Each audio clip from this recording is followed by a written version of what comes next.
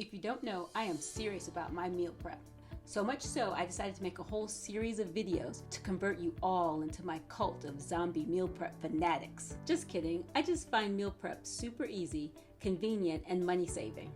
Hey there, my friend online, welcome to my channel. So in this video, rather than throwing you a whole bunch of different meal prep ideas, I'm going to break it down into its components. Meal prep basically consists of a protein, a vegetable, and a starch. So in this video, I'm going to go over the veggie portion of meal prep. You're going to see some of the best veggie choices for longevity, storage, taste, and nutrition. At first, meal prep can seem a little daunting. So I'm going to have to convince you that you do in fact have time to meal prep. And once you break it down, it can be very simple, even if your weekends get tied up with activities. For instance, we spent our weekend in the beautiful Shenandoah Mountains, yet I was able to still make time for food prep, and I'm going to show you how. So let's get started.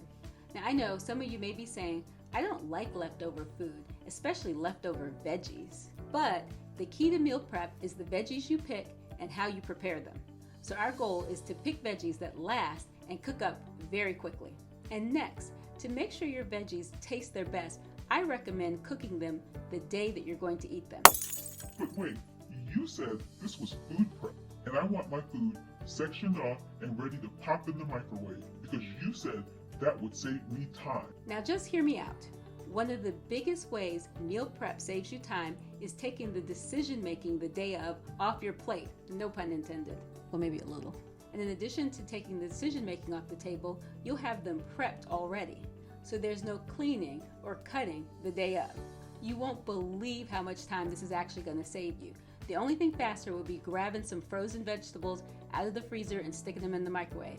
And hey, there's nothing wrong with that. I just prefer my veggies fresh. So I'm going to show you my recommendation of veggies that cook up quick and easy. In most cases, an oven and a stovetop and a good skillet is all you need. So here we go. Number 1, carrots. The longevity of carrots is amazing.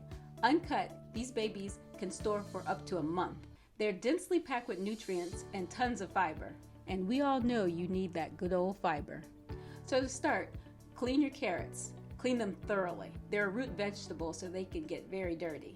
I peel mine. Even though I know it's better to leave the skins on, I just prefer visually to have peeled carrots. Tell me in the comments below if you peel your carrots as well. Carrots contain carotenoids that have phytonutrients and have been shown to lower your risk of breast and colon cancer. And some studies suggest that carrots may also lower your cholesterol. Number 2, Brussels sprouts. Yeah, I said it, Brussels sprouts. Now these aren't your grandma's Brussels sprouts that she boiled in that pot of water until the house smelled like, well, you know, that smell. I used to hate these as a kid just because of that smell. What veggies did you hate as a kid? Let me know in the comments below. Did you know that Brussels sprouts were a cruciferous vegetable? One of the nutrients in Brussels sprouts is camphorol. Camphorol is a compound that in petri dish studies slowed down the progression of cancer and had a great benefit to heart health. I like to cut my Brussels sprouts in half. If they're the larger Brussels sprouts, cut them in fourths, and that way they'll cook faster. Now, Brussels sprouts have all kinds of nutrients and antioxidants. Number 3, cauliflower. A head of cauliflower can last quite a while, uncut. Once you cut the cauliflower, all bets are kind of off. Number 4, sweet potatoes. Now these babies literally speak for themselves. I have literally kept sweet potatoes until they started sprouting other sweet potatoes. Okay, that's an exaggeration, but I have kept them for a very long time. Now these I definitely scrub and peel. And I scrub them really good because they're also root vegetable. And if you don't get in those little crevices, you always seem to get that little grit. And once you bite into it, it just ruins your whole meal. Does that gross anyone else out? Let me know in the comments below if that little grit bite of sand just totally throws your entire day off. Now the best way to prepare them is to slice them thin or cut them in cubes. That way they cook up evenly and faster. Sweet potatoes also contain carotenoids, which are associated with a reduced risk of cardiovascular disease and some cancers. If you're enjoying this video, please give it a like. It's going to help my channel so much in getting recommended, and that way I can build my large zombie nation of food prep fanatics. Number 5, broccoli. Now broccoli gets a real bad rap, but cooked just right, it can easily be a family favorite. Broccoli contains the nutrients indoles. That, with other phytochemicals, you know that kind of stinky smell these vegetables can get? Well, that's from sulfur. Well, they're known to decrease tumor growth and decrease the release of tumor-associated hormones. So I want you to see how I prepare these veggies so they taste their best. So now let's get to the part that you've been waiting for. How do I prepare these veggies so they taste their best, that I enjoy them, and my kids will actually eat them? And my recommendation, roast them. Your mom is so fat. How fat is she? No, that's not the type of roasting I'm talking about. Roasting your vegetables is going to help reduce the amount of oil needed to cook them. It helps prevent soggy and overcooked vegetables. It gives them a great flavor. It helps retain all the nutrients and fresh taste.